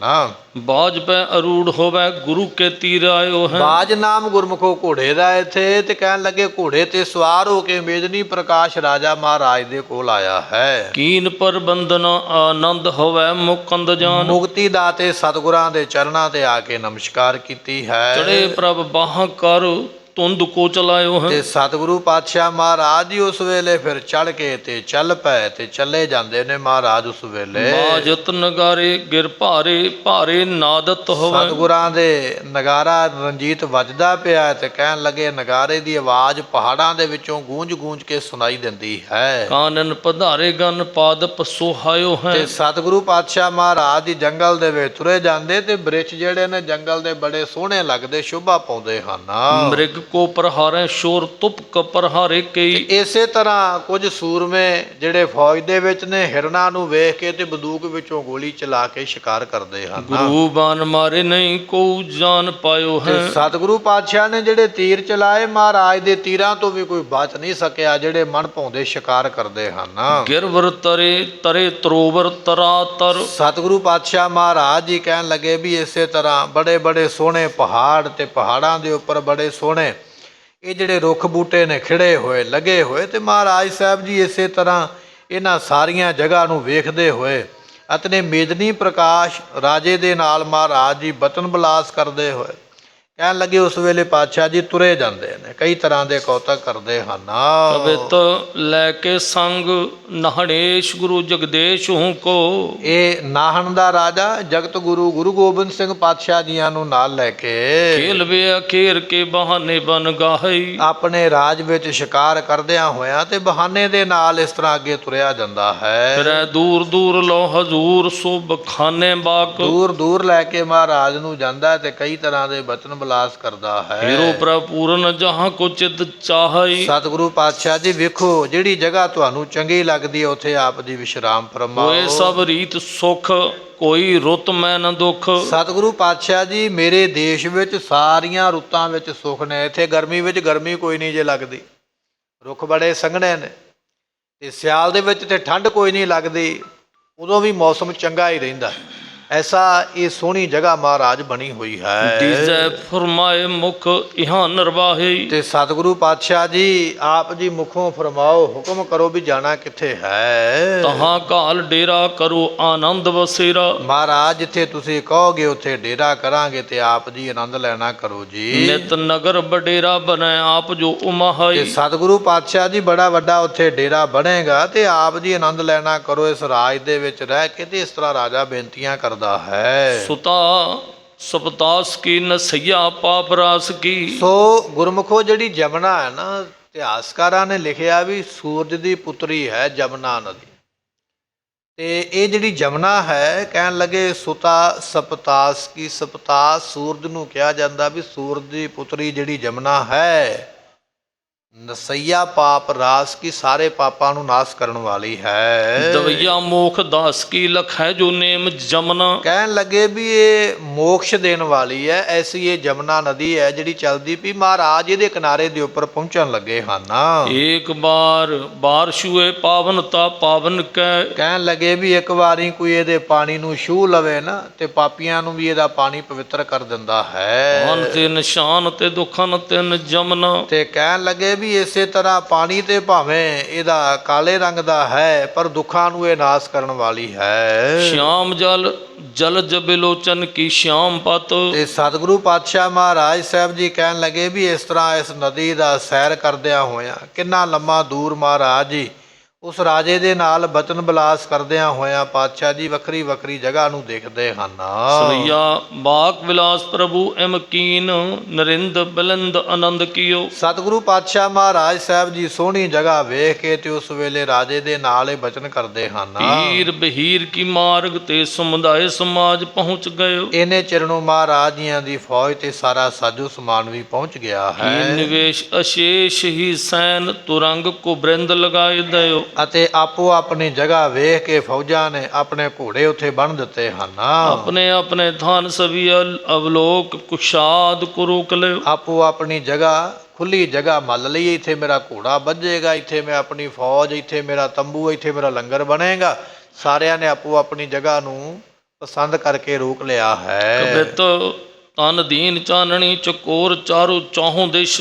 ਤੇ ਕਹਿਣ ਲੱਗੇ ਬੜੀ ਸੋਹਣੀ ਚਾਂਦਨੀ ਜਿਹੜੀ ਹੈ ਨਾ, ਉਹ ਚਾਰ ਸਫੇਰਿਓਂ ਖਿੱਚ ਕੇ ਬੰਨ੍ਹ ਦਿੱਤੀ ਹੈ। ਝਾਲਰ ਜਰੀ ਕੀ ਗਨ ਲਰੀ ਮੁਕਤਾਨ ਕੀ। ਸੋ ਕਹਿਣ ਲੱਗੇ ਵੀ ਜਿਹੜੀ ਮੋਤੀਆਂ ਦੀ ਲੱਗੀ ਹੋਈ ਝਾਲਰ ਹੈ, ਉਹ ਬੜੀ ਸੋਹਣੀ ਇਸ ਚਾਂਦਨੀ ਦੇ ਨਾਲ ਸ਼ੋਭਾ ਪਾਉਂਦੀ ਹੈ। ਰੇਸ਼ਮ ਕੀ ਡੋਰ ਸੋ ਐਚ ਕਰ ਜੋਰਨ ਸੋ। ਰੇਸ਼ਮ ਦੀਆਂ ਡੋਰਾਂ ਰੱਸੀਆਂ ਦੇ ਨਾਲ ਖਿੱਚ ਕੇ ਇਸ ਚਾਂਦਨੀ ਨੂੰ ਬੱਧਾ ਗਿਆ ਹੈ। ਬੰਦ ਚਾਹੂੰ ਔਰਨ ਸੋ ਗਾਢੀ ਕੈ ਮਹਾਨ ਕੀ। ਤੇ ਚਾਰ ਸਫੇਰਿਓਂ ਬੰਨ੍ਹ ਕੇ ਚੰਗੇ ਤਰੀਕੇ ਦੇ ਨਾਲ ਉਸ ਵੇਲੇ ਤੇ ਮਹਾਰਾਜ ਸਾਹਿਬ ਜੀਆਂ ਦਾ ਜਿਹੜਾ ਆਸਨ ਹੈ, ਉਹ ਬੈਠਣ ਵਾਸਤੇ ਸੁਹਾਉਣ ਵਾਸਤੇ ਸੋਹਣਾ ਆਸਨ ਉਸ ਵੇਲੇ ਲਾਇਆ ਹੈ। ਟੋਟਕ ਛੰਦ ਹਿਤ ਕੋਟ ਚਿਨਾਵਨ ਚਾਹਤ ਧਰੀ। ਸਤਿਗੁਰੂ ਪਾਤਸ਼ਾਹ ਮਹਾਰਾਜ ਸਾਹਿਬ ਜੀ ਭਈ ਭੀਰ ਜਿਤ ਕਿਤਹੁ ਤੇ ਨਰ ਪਹੁੰਚੇ ਸਮੁਦਾਇ। ਜਦੋਂ ਮਹਾਰਾਜ ਟਿਕ ਗਿਆ ਨਾ ਇਸ ਧਰਤੀ ਦੇ ਉੱਪਰ ਜਾ ਕੇ, ਤੇ ਸੰਗਤਾਂ ਲੋਕਾਂ ਨੂੰ ਪਤਾ ਲੱਗਾ ਤੇ ਦੂਰੋਂ ਦੂਰੋਂ ਲੋਕ ਮਿਲ ਕੇ ਸਤਿਗੁਰਾਂ ਨੂੰ ਮਿਲਣ ਵਾਸਤੇ ਆਏ ਹਨ। ਜੰਗਲ ਮਹਿ ਮੰਗਲ ਕਰਿਓ ਕਲਗੀ ਤਰ ਹਰ ਖਾਏ। ਕਲਗੀਧਰ ਪਾਤਸ਼ਾਹ ਜਿੱਥੇ ਜਾਏ ਬਹਿ ਮੇਰਾ ਸਤਿਗੁਰੂ ਸੋ ਥਾਨ ਸੁਹਾਵਾ। ਰਾਮ ਰਾਜ ਐਸੀ ਜਗ੍ਹਾ ਮਹਾਰਾਜ ਜਿੱਥੇ ਚਰਨ ਪਾਉਣਗੇ ਉਹ ਜਗ੍ਹਾ ਤੇ ਸ਼ੋਭਨੀਕ ਬਣੇਗੀ ਨਾ। ਤੇ ਪੌਂਟਾ ਸਾਹਿਬ ਦਾ ਨਾਮ ਵੀ ਤਾਂ ਹੀ ਪਿਆ ਪਾਉ ਟਿਕਾ। ਇੱਥੇ ਮਹਾਰਾਜ ਨੇ ਆਪਣਾ ਪਾਉ ਟਿਕਾਇਆ, ਚਰਨ ਟਿਕਾਇਆ। ਤੇ ਚਰਨ ਟਿਕਾਉਣ ਵਾਲੀ ਜਗ੍ਹਾ ਨੂੰ ਆਖਿਆ ਗਿਆ ਪੌਂਟਾ ਸਾਹਿਬ, ਪਾਉ ਜਿੱਥੇ ਮਹਾਰਾਜ ਦੇ ਚਰਨ ਪੈ ਨੇ। ਐਸੀ ਸੋਹਣੀ ਜਗ੍ਹਾ ਤੇ ਮਹਾਰਾਜ ਚਰਨ ਪਾ ਕੇ ਆਪਣੇ ਪਾਉ ਟਿਕਾ ਕੇ ਤੇ ਪੌਂਟਾ ਸਾਹਿਬ ਦੀ ਧਰਤੀ ਤੇ ਜਾ ਕੇ ਅੱਜ ਬਰਾਜੇ ਹਨ। ਟੋਟਕ ਛੰਦ ਹਿਤ ਕੋਟ ਚਿਨਾਵਨ ਚਾਹੇ ਧਰੀ। ਰਾਜਾ ਕਹਿਣ ਲੱਗਾ ਵੀ ਮਹਾਰਾਜ ਸਾਹਿਬ ਜੀ ਕਰੋ ਕਿਰਪਾ, ਜੇ ਆਪ ਜੀ ਕਹੋ ਤੇ ਇਸ ਜਗ੍ਹਾ ਦੇ ਉੱਪਰ ਸੋਹਣਾ ਜਿਹਾ ਇੱਕ ਕਿਲ੍ਹਾ ਬਣਾਉਣਾ ਕਰੀਏ। ਕਲਗੀਧਰ ਆਇਸ ਏਵ ਕਰੀ। ਤੇ ਸਤਿਗੁਰੂ ਪਾਤਸ਼ਾਹ ਉਸ ਵੇਲੇ ਫਿਰ ਰਾਜੇ ਦੀ ਸੁਣ ਕੇ ਬੇਨਤੀ ਤੇ ਕਹਿਣ ਲੱਗੇ ਹਨ। ਅਬ ਲਿਹੋ ਹਜ਼ਾਰ ਕਰਾਹ ਕਰੋ। ਮਹਾਰਾਜ ਕਹਿਣ ਲੱਗੇ ਵੀ ਇਸੇ ਤਰ੍ਹਾਂ ਸਾਡੇ ਤੋਂ 1000 ਰੁਪਈਆ ਲੈ ਕੇ ਤੇ ਕੜਾਹ ਪ੍ਰਸਾਦ ਦੀ ਦੇਗ ਜਿਹੜੀ ਆ ਉਹ ਤਿਆਰ ਕਰੋ। ਉਹਨਾਂ ਸਮਿਆਂ ਵਿੱਚ ਗੁਰਮੁਖੋ 1000 ਰੁਪਈਆ ਬੜੀ ਵੱਡੀ ਰਕਮ ਹੈ। ਤੇ ਕੜਾਹ ਪ੍ਰਸਾਦ ਤੋਂ ਇਹ ਭਾਵ ਨਹੀਂ ਵੀ ਇਕੱਲਾ ਪ੍ਰਸਾਦ, ਕੜਾਹ ਪ੍ਰਸਾਦ ਦੇ ਵਿੱਚ ਜੋ ਵੀ ਲੰਗਰ ਵਿੱਚ ਛਕਣ ਛਕਾਉਣ ਦਾ ਸਮਾਨ ਬਣਦਾ। ਹੁਣ ਮਹਾਰਾਜ ਦੀ ਫੌਜ ਵੀ ਬੜੀ ਵੱਡੀ ਹੈ, ਮੇਦਨੀ ਪ੍ਰਕਾਸ਼ ਰਾਜੇ ਦੀ ਵੀ ਫੌਜ ਨਾਲ ਹੈ। 2 ਫੌਜਾਂ ਨੇ ਮਹਾਰਾਜ ਦੇ ਨਾਲ, ਇੱਕ ਆਪਣੀ ਫੌਜ ਇੱਕ ਰਾਜੇ ਦੀ ਹੈ। ਬੜੀ ਗਿਣਤੀ ਹੈ ਸੂਰਮਿਆਂ ਦੀ, ਤੇ ਉਹਨਾਂ ਵਾਸਤੇ ਫਿਰ ਸੋਹਣਾ ਲੰਗਰ ਪ੍ਰਸ਼ਾਦਾ ਜਿਹੜਾ ਉਹ ਬਣਿਆ ਵਰਤਾਉਣ ਵਾਸਤੇ। ਜਾਂ ਕਈ ਵਾਰ ਇਤਿਹਾਸ ਵਿੱਚ ਇਹ ਬਚਨ ਆ ਜਾਂਦੇ ਨੇ ਵੀ ਮਹਾਰਾਜ ਨੇ ਆਖਿਆ ਵੀ ਆ ਸਾਡੇ ਵੱਲੋਂ 500 ਰੁਪਈਆ ਜਾਂ 100 ਰੁਪਈਆ ਇਹ ਪ੍ਰਸਾਦ ਵਾਸਤੇ ਪਾ ਦਿਓ। ਤੇ ਕਈ ਵਾਰੀ ਇੱਕ ਸਵਾਲ ਪੈਦਾ ਹੋ ਜਾਂਦਾ ਵੀ ਇੰਨੀ ਰਕਮ ਖਰਚ ਕੇ ਤੇ ਇੰਨਾ ਪ੍ਰਸ਼ਾਦ ਕਿੰਨੇ ਖਾ ਲਿਆ ਜਾਂ ਕਿਵੇਂ ਬਣਿਆ। ਜਿਵੇਂ ਆਪਾਂ ਬਚਨ ਇਤਿਹਾਸ ਦਾ ਪੜ੍ਹਦੇ ਹਾਂ ਨਾ ਕਿ ਧੰਨ 10ਵੇਂ ਪਾਤਸ਼ਾਹ ਮਹਾਰਾਜ ਜਦੋਂ ਹਜ਼ੂਰ ਸਾਹਿਬ ਨੂੰ ਗਏ ਤੇ ਦਾਦੂ ਦੁਆਰੇ ਨਾਮ ਦੀ ਜਗ੍ਹਾ ਤੇ ਉੱਥੇ ਮਹਾਰਾਜ ਨੇ ਸ੍ਰੀ ਸੁਖਮਨੀ ਸਾਹਿਬ ਦਾ ਪਾਠ ਕਰਕੇ ਸੀਸ ਝੁਕਾਇਆ। ਤੇ ਸਿੱਖਾਂ ਨੇ ਵੇਖ ਕੇ ਆਖਿਆ ਵੀ ਸ਼ਾਇਦ ਸਾਹਮਣੇ ਮੜੀ ਹੈ, ਤੇ ਮਹਾਰਾਜ ਨੇ ਉਧਰ ਨੂੰ ਸੀਸ ਝੁਕਾਇਆ। ਮਹਾਰਾਜ ਨੂੰ ਪੁੱਛਿਆ, ਸਤਿਗੁਰੂ ਕਹਿਣ ਲੱਗੇ, ਨਹੀਂ ਭਾਈ, ਅਸੀਂ ਤੇ ਗੁਰਬਾਣੀ ਦਾ ਪਾਠ ਪੂਰਾ ਕੀਤਾ, ਅਕਾਲ ਪੁਰਖ ਨੂੰ ਸਜਦਾ ਕੀਤਾ, ਪਰ ਫਿਰ ਵੀ ਜੇ ਤੁਹਾਡੇ ਮਨ ਵਿੱਚ ਇਹ ਗੱਲ ਆ ਗਈ ਹੈ ਤੇ ਅਸੀਂ ਖਾਲਸੇ ਨੂੰ ਪਰਮੇਸ਼ਰ ਦਾ ਰੂਪ ਕਹਿੰਦੇ ਆ, ਸਾਨੂੰ ਤਨਖਾਹ ਤੁਸੀਂ ਲਾ ਸਕਦੇ ਹੋ। ਇਹ ਬਚਨ ਸੁਣ ਕੇ ਤੇ ਉਸ ਵੇਲੇ 5 ਸਿੱਖ ਜਿਹੜੇ ਸਨ ਤਨਖਾਹ ਲਾਉਣ ਵਾਸਤੇ ਆਪਸ ਵਿੱਚ ਸਲਾਹ ਕਰਨ ਲੱਗ ਪਿਆ ਵੀ ਤਨਖਾਹ ਲਾਈਏ, ਮਹਾਰਾਜ ਨੂੰ ਡੰਡ ਲਾਈਏ। ਵੀ ਇਹਨਾਂ ਨੇ ਸਿੱਖਾਂ ਨੂੰ ਕਹਿੰਦੇ ਵੀ ਮੜੀ ਨੂੰ ਸਿਰ ਨਹੀਂ ਝੁਕਾਉਣਾ, ਗੌਰ ਮੜੀ ਮੱਟ ਭੂਲ ਨਾ ਮੰਨੇ, ਤੇ ਆਪ ਇਹ ਕਹਿ ਕੇ ਤੇ ਬਚਨ ਮੰਨਿਆ, ਆਪ ਨਹੀਂ, ਆਪ ਝੁਕਾਇਆ। ਤੇ ਉਹ ਫਿਰ ਇਹਨਾਂ ਨੇ ਜਦੋਂ ਸਲਾਹ ਕੀਤੀ ਨਾ, ਪੰਜਾਂ ਵਿੱਚ ਤੇ ਇੱਕ ਬਹੁਤਾ ਕਾਹਲਾ ਸੀ ਤੇ ਉਹਨੇ ਛੇਤੀ ਨਾਲ ਬੋਲਿਆ, ਕਹਿਣ ਲੱਗਾ, ਮਹਾਰਾਜ ਨੂੰ 500 ਰੁਪਈਆ ਸਜ਼ਾ ਲਾਈਏ। ਮਹਾਰਾਜ ਨੂੰ ਕਿਹੜਾ ਮਾਇਆ ਦਾ ਘਾਟਾ, 500 ਮਿਲੇਗਾ, ਸੋਹਣੇ ਲੰਗਰ ਪ੍ਰਸ਼ਾਦੇ ਬਣਨਗੇ ਤੇ ਆਪਾਂ ਛਕਾਂਗੇ। ਜਦੋਂ ਇੱਕ ਨੇ ਇਹ ਬੋਲਿਆ ਤੇ ਦੂਜਾ ਬੋਲਿਆ, ਕਹਿਣ ਲੱਗਾ ਵੀ ਮਹਾਰਾਜ ਦੇ 500 ਦੇ ਦੇਣਗੇ, ਤੇ ਜੇ ਕੱਲ੍ਹ ਨੂੰ ਆਪਣੀ ਵਾਰੀ ਆ ਗਈ ਤੇ ਆਪਣੇ ਕੋਲ ਤੇ 5 ਰੁਪਈਏ ਨਹੀਂ ਨਿਕਲਣੇ। ਗੱਲ ਉਹ ਕਰੋ ਜਿਹੜੀ ਕੱਲ੍ਹ ਨੂੰ ਅਸੀਂ ਵੀ ਦੇ ਸਕੀਏ, ਕਿਉਂਕਿ ਇਹ ਗਲਤੀ ਕਿਸੇ ਕੋਲੋਂ ਵੀ ਹੋ ਸਕਦੀ ਹੈ, ਤਨਖਾਹ ਲੱਗ ਸਕਦੀ ਹੈ। ਸਲਾਹ ਮਸ਼ਵਰਾ ਕਰਕੇ 1.25 ਰੁਪਈਆ ਕਿ 5 ਰੁਪਈਏ ਜਿਹੜੇ ਸਨ ਉਸ ਵੇਲੇ 1.25 ਰੁਪਈਆ ਤਨਖਾਹ ਲਾਈ। ਜਦੋਂ ਸੁਣਾਈ ਗਈ ਤੇ ਮਹਾਰਾਜ ਹੱਸ ਪਿਆ, ਕਹਿਣ ਲੱਗੇ, ਦੇਵਾਂਗੇ ਤੇ 500 ਹੀ, ਕਿਉਂਕਿ ਪਹਿਲਾ ਬਚਨ ਮੂੰਹੋਂ 500 ਦਾ ਨਿਕਲਿਆ। ਪਰ ਅਸੀਂ ਬੜੇ ਖੁਸ਼ ਹਾਂ ਵੀ ਤੁਸੀਂ ਇੰਨੇ ਸਾਵਧਾਨ ਹੋ ਵੀ ਆਪਣੇ ਗੁਰੂ ਨੂੰ ਵੀ ਤੁਸੀਂ ਇਹ ਲੈ ਆਂਦਾ ਇਸ ਗੱਲ ਦੇ ਵਿੱਚ ਵੀ ਜੇ ਗੁਰੂ ਵੀ ਇਸ ਤਰ੍ਹਾਂ ਦਾ ਕਰਮ ਕਰੇ ਤੇ ਉਹਨੂੰ ਵੀ ਇਹ ਤਨਖਾਹ ਲੱਗਣੀ ਚਾਹੀਦੀ। ਤੇ ਉਹ 500 ਰੁਪਈਆ ਲੰਗਰਾਂ ਵਾਸਤੇ ਮਹਾਰਾਜ ਨੇ ਦੇ ਦਿੱਤਾ। ਹੁਣ ਕਈ ਵਾਰੀ ਵਿਚਾਰ ਇਹ ਬਣ ਜਾਂਦੀ ਵੀ ਐਡੀ ਵੱਡੀ ਰਕਮ, ਉਹ ਲੰਗਰ ਇੱਕੇ ਦਿਨ 'ਚ ਕਿੰਨਾ ਬਣ ਗਿਆ। ਉਹਨਾਂ ਸਮਿਆਂ ਵਿੱਚ 500 ਰੁਪਈਆ ਤੇ ਅੱਜ ਦੇ ਬੜੇ ਹਜ਼ਾਰਾਂ ਲੱਖਾਂ ਦੀ ਗੱਲ ਬਣ ਜਾਂਦੀ ਹੈ। ਕੀ ਹੋਇਆ ਕਰਦਾ ਸੀ ਵੀ ਉਸ ਰਕਮ ਦਾ ਫਿਰ ਰੋਜ਼ ਪ੍ਰਸ਼ਾਦ ਬਣਦਾ, ਜਿੰਨਾ ਚਿਰ ਰਕਮ ਖਰਚੀ ਨਹੀਂ ਜਾਂਦੀ, ਰੋਜ਼ ਉਹਦਾ ਪ੍ਰਸ਼ਾਦ ਬਣ ਕੇ ਤੇ ਰੋਜ਼ ਅਰਦਾਸ ਹੁੰਦੀ। ਜਿਵੇਂ ਅੱਜ ਵੀ ਤੁਸੀਂ ਹਜ਼ੂਰ ਸਾਹਿਬ ਜਾਂਦੇ ਹੋ ਨਾ ਦਰਸ਼ਨ ਕਰਨ ਵਾਸਤੇ, ਤੇ ਸਵੇਰੇ ਜਦੋਂ ਆਸਾ ਦੀ ਵਾਰ ਦਾ ਭੋਗ ਪੈਂਦਾ ਤੇ ਉਸ ਤੋਂ ਮਗਰੋਂ ਫਿਰ ਅਰਦਾਸਾਂ ਹੁੰਦੀਆਂ, ਤੇ ਅਰਦਾਸਾਂ ਵਿੱਚ ਉੱਥੇ ਫਿਰ ਇਹ ਬਚਨ ਆ ਜਾਂਦਾ ਵੀ ਫਲਾਣੇ ਸਿੱਖ ਦੇ ਵੱਲੋਂ 6 ਮਹੀਨੇ ਦੀ ਅਰਦਾਸ, ਫਲਾਣੇ ਸਿੱਖ ਵੱਲੋਂ 1 ਸਾਲ ਦੀ ਅਰਦਾਸ, ਫਲਾਣੇ ਸਿੱਖ ਵੱਲੋਂ ਇੰਨੇ ਲੱਖ ਰੁਪਈਏ ਲੰਗਰ ਵਾਸਤੇ ਜਾਂ ਇੰਨੇ ਲੱਖ ਰੁਪਈਏ ਕੜਾਹ ਪ੍ਰਸ਼ਾਦ ਵਾਸਤੇ। ਉਹ ਲੱਖ ਰੁਪਈਆਂ ਦਾ ਪ੍ਰਸ਼ਾਦ ਇੱਕੇ ਦਿਨ ਨਹੀਂ ਬਣ ਗਿਆ, ਨਾ ਵਰਤ ਗਿਆ, ਪੂਰਾ ਸਾਲ ਉਹਦੇ ਨਾਮ ਦੀ ਅਰਦਾਸ ਹੁੰਦੀ ਰਹਿਣੀ ਹੈ। ਉਹਦੇ ਵਰਗੇ ਕਈ ਹੋਰ ਵੀ ਹੋਣਗੇ, ਸਾਰਿਆਂ ਦੀ ਹੁੰਦੀ ਰਹਿਣੀ ਹੈ। ਉਹ ਜਿਹੜੇ ਮਾਇਆ ਸੀ ਉਹ ਲੰਗਰ ਦੇ ਖਜ਼ਾਨੇ ਵਿੱਚ ਜਮ੍ਹਾਂ ਹੁੰਦੀ ਵੀ ਇਹ ਪੈਸੇ ਲੰਗਰ ਵਾਸਤੇ ਖਰਚਣੇ, ਭਾਵੇਂ ਉਹ ਲੰਗਰ 1 ਦਿਨ ਬਣ ਜਾਵੇ, 2 ਦਿਨ, 5 ਦਿਨ, 10 ਦਿਨ, ਜਿੱਡੀ ਵੱਡੀ ਰਕਮ ਹੈ ਉਨੇ ਦਿਨ ਵੱਧ ਬਣ ਜਾਵੇ, ਤੇ ਉਹ ਸਾਰੇ ਪੈਸੇ ਉਸ ਲੰਗਰ ਦੇ ਕਾਰਜ ਵਾਸਤੇ ਜਾਂ ਪ੍ਰਸ਼ਾਦ ਦੇ ਕਾਰਜ ਵਾਸਤੇ ਵਰਤੇ ਜਾਂਦੇ। ਇਸ ਤਰ੍ਹਾਂ ਅੱਜ ਵੀ ਉਹ ਪਰੰਪਰਾ ਜਿਹੜੀ ਹੈ, ਸ੍ਰੀ ਹਰਿਮੰਦਰ ਸਾਹਿਬ ਦੇ ਵਿੱਚ ਵੀ ਅਰਦਾਸਾਂ ਹੁੰਦੀਆਂ, ਤੇ ਹਜ਼ੂਰ ਸਾਹਿਬ ਦੀ ਧਰਤੀ 'ਤੇ ਜਾਂ ਜਿੰਨੇ ਵੀ ਤਖਤ ਸਾਹਿਬਾਨ ਨੇ ਉੱਥੇ ਅੱਜ ਅਰਦਾਸਾਂ ਹੁੰਦੀਆਂ ਨੇ। ਬੜੀਆਂ ਸਿੱਖ ਸੰਗਤਾਂ ਬੜੀ ਕਮਾਈ ਆਪਣੀ ਗੁਰੂ ਨੂੰ ਭੇਟ ਕਰਕੇ ਸਫਲ ਕਰਦੀਆਂ, ਔਰ ਉਹਨਾਂ ਦੀਆਂ ਅਰਦਾਸਾਂ ਰੋਜ਼ ਅਤੇ ਰੋਜ਼ ਉਹਨਾਂ ਦੇ ਪੈਸੇ ਜਿਹੜੇ ਲੰਗਰਾਂ ਵਿੱਚ ਪ੍ਰਸਾਦਾਂ ਵਿੱਚ ਅੱਜ ਵੀ ਪੈਂਦੇ ਪਾਏ ਜਾਂਦੇ। ਸੋ ਇੱਥੇ ਇਹ ਬਚਨ ਤਾਂ ਦੱਸਿਆ, ਕਈ ਵਾਰੀ ਇਹ ਮਨ ਵਿੱਚ ਸਵਾਲ ਆ ਜਾਂਦਾ ਵੀ ਇੰਨੀ ਵੱਡੀ ਰਕਮ ਤੇ ਉਹ ਇੱਕੇ ਦਿਨ ਪ੍ਰਸ਼ਾਦ ਇੰਨਾ ਕਿਵੇਂ ਬਣਿਆ ਤੇ ਛਕਿਆ ਕਿਹਨੇ। ਉਹ ਫਿਰ ਲੰਗਰਾਂ ਦੇ ਵਿੱਚ ਉਹ ਰਕਮ ਰੋਜ਼ ਵਰਤਦੀ ਰਹਿੰਦੀ, ਰੋਜ਼ ਹੀ ਪ੍ਰਸ਼ਾਦੇ ਲੰਗਰ ਚੱਲਦੇ ਰਹਿੰਦੇ। ਇੱਥੇ ਮਹਾਰਾਜ ਨੇ ਬਚਨ ਕੀਤਾ, ਕਹਿਣ ਲੱਗੇ ਵੀ ਸਾਨੂੰ ਜਗ੍ਹਾ ਪਸੰਦ ਆ ਗਈ ਹੈ। ਕਿਲ੍ਹਾ ਬਣਾਉਣ ਤੋਂ ਪਹਿਲਾਂ ਮਹਾਰਾਜ ਕਹਿੰਦੇ ਵੀ ਖੁੱਲ੍ਹਾ ਕੜਾਹ ਪ੍ਰਸ਼ਾਦ ਬਣਾਓ ਵੀ ਰੱਜ ਕੇ ਸਾਰੇ ਛਕਣ। ਇਸ ਕਰਕੇ ਵੱਡੀ ਰਕਮ ਮਹਾਰਾਜ ਦੀਆਂ ਨੇ ਉਸ ਵੇਲੇ 1000 ਰੁਪਈਆ ਜਿਹੜਾ ਸੀ ਨਾ ਦੇ ਕੇ ਤੇ ਕੜਾਹ ਪ੍ਰਸਾਦ ਤੇ ਗੁਰੂ ਕੇ ਲੰਗਰ ਉਸ ਵੇਲੇ ਤਿਆਰ ਕਰਵਾਏ ਹਨ। ਜਮਨਾ ਤਟ ਲਿਆਏ ਬਣਾਏ ਧਰੋ, ਤੇ ਬਣਾ ਕੇ ਪ੍ਰਸ਼ਾਦ ਮਹਾਰਾਜ ਕਹਿੰਦੇ ਵੀ ਜਮਨਾ ਦੇ ਕੰਢੇ ਤੇ ਇੱਥੇ ਲਿਆ ਕੇ ਰੱਖਣਾ ਕਰੋ। ਸੁਨਿਆ ਇਸ ਦਾਸਨ ਸ਼ੀਗਰ ਧਰੀ, ਗੁਰੂ ਕੇ ਸੂਰਮੇ ਜਿਹੜੇ ਪ੍ਰਸ਼ਾਦ ਬਣਾਉਣ ਵਾਲੇ ਝਾਟੀ ਉਹਨਾਂ ਨੇ ਵੱਡੇ ਕੜਾਹੇ ਰੱਖ ਦਿੱਤੇ ਲੋਹਾਂ ਦੇ ਉੱਪਰ, ਤੇ ਫਿਰ ਪ੍ਰਸ਼ਾਦ ਬਣਨ ਲੱਗ ਪਿਆ ਹੈ। ਮਨਵਾਏ ਭਲੇ ਬਿਦ ਸੰਚ ਕਰੀ, ਤੇ ਚੰਗੇ ਤਰੀਕੇ ਨਾਲ ਬੜੀ ਸਾਫ਼ ਸਫਾਈ ਦੇ ਨਾਲ ਮਰਿਆਦਾ ਦੇ ਮੁਤਾਬਕ ਪ੍ਰਸ਼ਾਦ ਬਣਾ ਕੇ ਇਕੱਠਾ ਕੀਤਾ ਹੈ। ਆਨ ਧਰਿਓ ਤਤਕਾਲ, ਜਦੋਂ ਪ੍ਰਸ਼ਾਦ ਬਣ ਗਿਆ ਤੇ ਬਣਾ ਕੇ ਫਿਰ ਉਸ ਵੇਲੇ ਕਹਿੰਦੇ ਵੀ ਮਹਾਰਾਜ ਜਿੱਥੇ ਬੈਠੇ ਸਨ ਜਮਨਾ ਦੇ ਕੰਢੇ ਉੱਥੇ ਲਿਜਾ ਕੇ ਰੱਖਿਆ ਹੈ। ਜਮਨਾ ਤਟ ਬੈਠਨ ਥਾਨ ਜਹਾਂ, ਜਿੱਥੇ ਸਤਿਗੁਰੂ ਬੈਠੇ ਸਨ ਜਮਨਾ ਦੇ ਕਿਨਾਰੇ ਉੱਥੇ ਪ੍ਰਸਾਦ ਬਣਾ ਕੇ ਅੱਜ ਪਹੁੰਚਾ ਹੈ। ਗੁਰੂ ਨਾਨਕ ਆਦਿਕ ਨਾਮ ਲਈਏ, ਫਿਰ ਇੱਕ ਸਿੱਖ ਨੇ ਅਰਦਾਸ ਕੀਤੀ, ਧੰਨ ਗੁਰੂ ਨਾਨਕ ਦੇ ਪਾਤਸ਼ਾਹ ਨੂੰ ਯਾਦ ਕਰਦਿਆਂ ਹੋਇਆਂ ਸਾਰੇ ਗੁਰੂ ਸਾਹਿਬਾਂ ਦਾ ਨਾਮ ਲੈ ਕੇ ਉਸ ਵੇਲੇ ਅਰਦਾਸਾ ਹੋਇਆ ਕਰ ਹੈ ਜੋਰ ਖਰੇ ਅਰਦਾਸ ਕੀਏ। ਤੇ ਸਾਰੇ ਖਲੋਤੇ ਹੋਏ ਉਸ ਵੇਲੇ ਅਰਦਾਸ ਦੇ ਵਿੱਚ ਹੱਥ ਜੋੜ ਕੇ ਦਸਮੋਂ ਪਾਤਸ਼ਾਹ ਚਨਾਵਤ ਹੈ। ਦਸਵੇਂ ਪਾਤਸ਼ਾਹ ਮਹਾਰਾਜ ਜੀ ਆਪ ਵੀ ਅਰਦਾਸ ਵਿੱਚ ਖਲੋਤੇ। ਗੁਰਮੁਖੋ ਅਰਦਾਸ ਵਿੱਚ ਗੁਰੂ ਆਪ ਹਾਜ਼ਰ ਹੁੰਦਾ ਹੈ। ਜਦੋਂ ਅਰਦਾਸ ਹੁੰਦੀ ਹੈ ਨਾ ਸੰਗਤ ਵਿੱਚ, ਉਦੋਂ ਗੁਰੂ ਵੀ ਸੰਗਤ ਵਿੱਚ ਹਾਜ਼ਰ ਹੈ। ਜੇ ਸੰਗਤ ਖੜੀ ਹੋਈ ਹੈ ਤੇ ਗੁਰੂ ਵੀ ਸੰਗਤ ਵਿੱਚ ਖੜ ਕੇ ਹਾਜ਼ਰੀ ਲਵਾਉਂਦਾ ਪਿਆ। ਇਸ ਕਰਕੇ ਜਦੋਂ ਅਰਦਾਸ ਹੁੰਦੀ ਹੈ ਨਾ, ਹੱਥ ਜੋੜ ਕੇ ਭਾਵਨਾ ਦੇ ਨਾਲ ਉਦੋਂ ਖੜਨਾ ਚਾਹੀਦਾ ਵੀ ਸਤਿਗੁਰੂ ਮੇਰੀ ਅਰਦਾਸ ਸੁਣਦੇ ਪਏ, ਮੇਰੇ ਨਾਲ ਖੜੇ ਹੋਏ। ਕੁਤਾਹੀ ਨਹੀਂ ਕਰਨੀ ਚਾਹੀਦੀ, ਢਿੱਲਾ ਪਹਿਰਾ ਨਹੀਂ ਹੋਣਾ ਚਾਹੀਦਾ। ਮਹਾਰਾਜ ਆਪ ਹਾਜ਼ਰੀ ਦਿੰਦੇ ਅਰਦਾਸ ਦੇ ਵਿੱਚ। ਸਿੱਖ ਦੇ ਆ ਕੇ ਕਹਿਣ ਲੱਗੇ ਵੀ ਇੱਥੇ ਅਰਦਾਸ ਹੋਈ ਹੈ।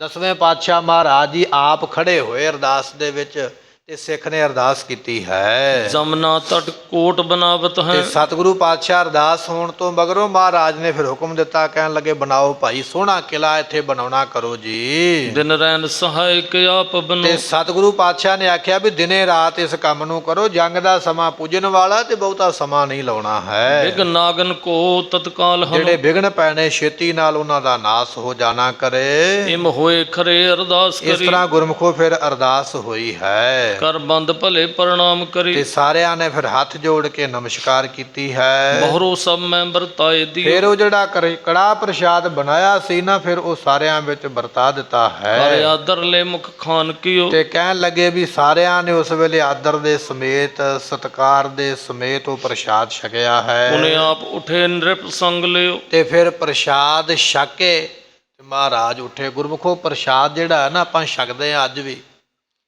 ਪਰ ਪ੍ਰਸ਼ਾਦ ਛਕਣ ਤੋਂ ਮਗਰੋਂ ਅਸੀਂ ਕੀ ਕਰਦੇ ਵੀ ਜਿਹੜਾ ਹੱਥਾਂ ਨੂੰ ਘਿਓ ਲੱਗਾ ਹੋਇਆ ਨਾ, ਜਿਹੜੀਆਂ ਥੱਲੇ ਚਾਦਰਾਂ ਵਿਛੀਆਂ ਨੇ, ਇਹਨਾਂ ਨੂੰ ਨਿਹਾਲ ਕਰਕੇ ਜਾਈਦਾ।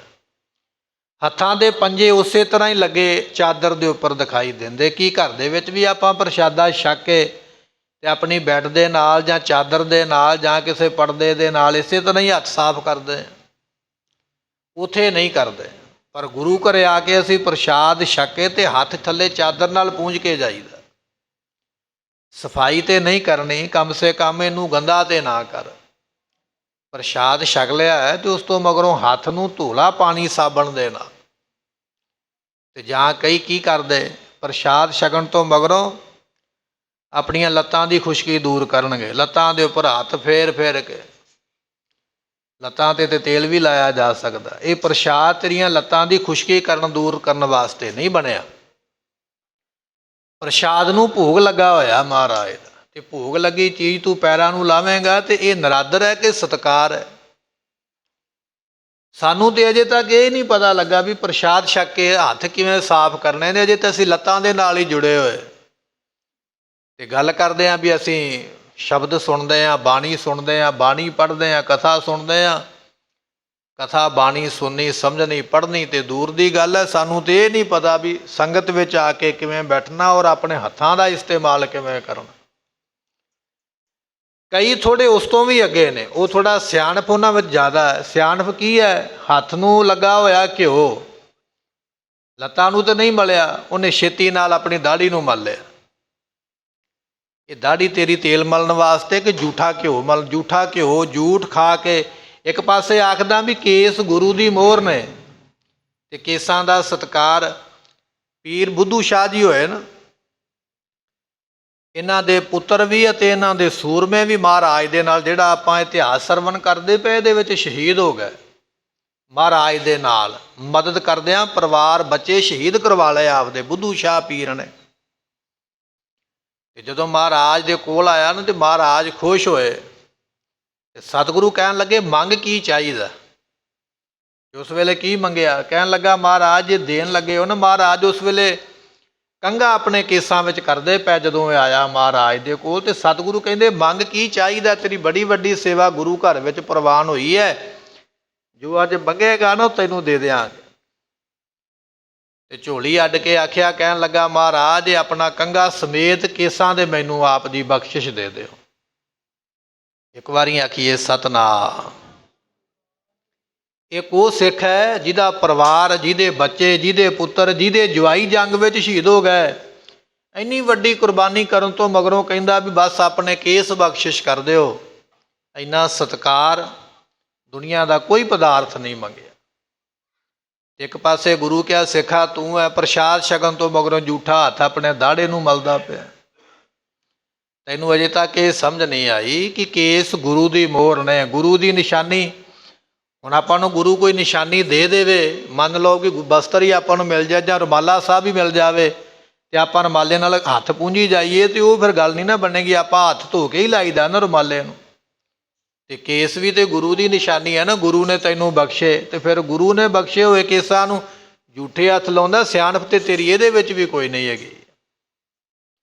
ਕੜਾਹ ਪ੍ਰਸ਼ਾਦ ਛਕਣ ਤੋਂ ਮਗਰੋਂ ਆਪਣੇ ਹੱਥਾਂ ਨੂੰ ਪਾਣੀ ਦੇ ਨਾਲ ਸੁੱਚਾ ਕਰ ਲਾ, ਧੋ ਲਾ। ਬਾਹਰ ਟੂਟੀਆਂ 'ਤੇ ਸਾਬਣ ਵੀ ਪਿਆ, ਉਹਦੇ ਨਾਲ ਫਿਰ ਖੁਸ਼ਕੀ ਥੰਧਿਆਈ ਵੀ ਉਤਰ ਜਾਏਗੀ। ਪਰ ਇਹ ਹੱਥ ਜਿਹੜੇ ਨੇ ਆਪਣੇ ਘਿਓ ਵਾਲੇ ਕਿਰਪਾ ਕਰਕੇ ਚਾਦਰਾਂ ਦੇ ਨਾਲ ਨਾ ਮਾਲੇ, ਧੋਤੀਆਂ ਨਹੀਂ ਜਾਂਦੀਆਂ ਅਤੇ ਥਿੰਦਾ ਲੈਂਦਾ ਕੋਈ ਨਹੀਂ ਇਹਨਾਂ ਨਾਲੋਂ। ਅਤੇ ਲੱਤਾਂ ਦੇ ਨਾਲ ਨਾ ਮਲਿਆ ਕਰ, ਨਰਾਦਰੀ ਹੈ ਅਤੇ ਦਾੜਾ ਤੇ ਮਹਾਰਾਜ ਦਾ ਸਰੂਪ ਹੈ ਨਾ।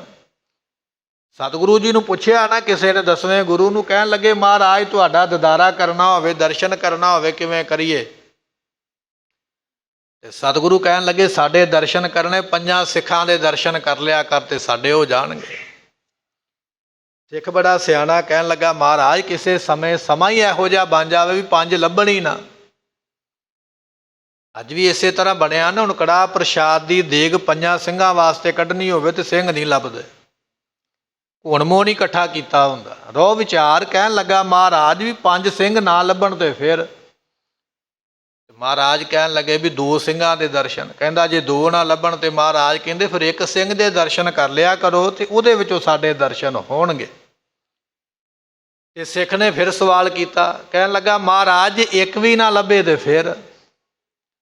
ਤੇ ਸਤਿਗੁਰੂ ਕਹਿਣ ਲੱਗੇ ਜੇ 1 ਵੀ ਨਾ ਲੱਭੇ ਤੇ ਆਪਣੀ ਸਿਰ ਤੇ ਦਸਤਾਰ ਬੰਨ੍ਹ ਕੇ ਤੇ ਆਪਣਾ ਦਾੜਾ ਜਿਹੜਾ ਨਾ ਵਾਹ ਕੇ ਪ੍ਰਕਾਸ਼ ਕਰਕੇ ਆਪਣੀ ਫੋਟੋ ਭਾਵੇਂ ਪਾਣੀ ਵਿੱਚ ਤੇ ਭਾਵੇਂ ਸੀਸੇ ਵਿੱਚ ਆਪੇ ਵੇਖ ਲਈ, ਉਹਦੇ ਵਿੱਚੋਂ ਸਾਡੇ ਦਿਦਾਰੇ ਹੋ ਜਾਣਗੇ। ਇੱਕ ਵਾਰੀ ਆਖੀਏ ਸਤਿਨਾਮ। ਮਹਾਰਾਜ ਤੇ ਚਿਹਰੇ ਵਿੱਚੋਂ ਆਪਣੇ ਦਰਸ਼ਨ ਦਿੰਦੇ ਪਏ ਵੀ ਇਹਨਾਂ ਕੇਸਾਂ ਵਿੱਚੋਂ, ਦਾੜੇ ਵਿੱਚੋਂ, ਤੇਰੇ ਸਿੱਖੀ ਸਰੂਪ ਦੇ ਵਿੱਚੋਂ ਸਾਡੇ ਦਰਸ਼ਨ ਹੋਣਗੇ। ਤੇ ਜਿਹੜੇ ਦਾੜੇ ਵਿੱਚੋਂ ਗੁਰੂ ਦੇ ਦਰਸ਼ਨ ਹੋਣੇ ਉਹਨੂੰ ਮੈਂ ਡਸਟਬਿਨ ਦਾ ਕੰਮ ਲਵਾਂ, ਉਹਦੇ ਨਾਲ ਮੈਂ ਗੰਦਗੀ ਸਾਫ਼ ਕਰਾਂ, ਆਪਣਾ ਹੱਥ ਦੀ ਜੂੜ ਸਾਫ਼ ਕਰਾਂ, ਟਿਸ਼ੂ ਪੇਪਰ ਦਾ ਕੰਮ ਲਵਾਂ, ਤੇ ਫਿਰ ਸਿਆਣਪ ਵਾਲੀ ਗੱਲ ਨਹੀਂ, ਬੇਵਕੂਫਾਂ ਵਾਲੀ ਗੱਲ ਹੈ ਨਾ, ਮੂਰਖਾਂ ਵਾਲੀ ਗੱਲ ਹੈ। ਇਹ ਬਚਨ ਜਿਹੜੇ ਨੇ ਜ਼ਿੰਦਗੀ ਵਿੱਚ ਸਮਝਣੇ ਚਾਹੀਦੇ, ਇਹਨਾਂ 'ਤੇ ਅਮਲ ਕਰਨਾ ਚਾਹੀਦਾ। ਰੋਹ ਵਿਚਾਰ ਮਹਾਰਾਜ ਜੀਆਂ ਨੇ ਕੜਾਹ ਪ੍ਰਸ਼ਾਦ ਦੀ ਦੇਗ ਬਣਾਈ ਹੈ, ਸਿੱਖ ਸੰਗਤਾਂ ਵਿੱਚ ਉਸ ਵੇਲੇ ਵਰਤਾਏਗੀ, ਸੰਗਤਾਂ ਸਿੱਖ ਛਕਦੇ ਪਏ। ਅੱਗੇ ਮਹਾਰਾਜ ਕੀ ਕੌਤਾ ਕਰਨਗੇ ਕੱਲ੍ਹ ਦੇ ਦੀਵਾਨ ਵਿੱਚ ਸਰਵਣ ਕਰਾਂਗੇ। ਸਮੇਂ ਦੀ ਸਮਾਪਤੀ, ਭੁੱਲਾਂ ਦੀ ਮੁਆਫੀ, ਲੇਖਾ ਹੈ ਕਤਹਿ ਨਾ ਛੂਟੀਐ, ਬਖਸ਼ਨ ਹਾਰ ਬਖਸ਼ ਲੈ। ਵਾਹਿਗੁਰੂ ਜੀ ਕਾ ਖਾਲਸਾ, ਵਾਹਿਗੁਰੂ ਜੀ ਕੀ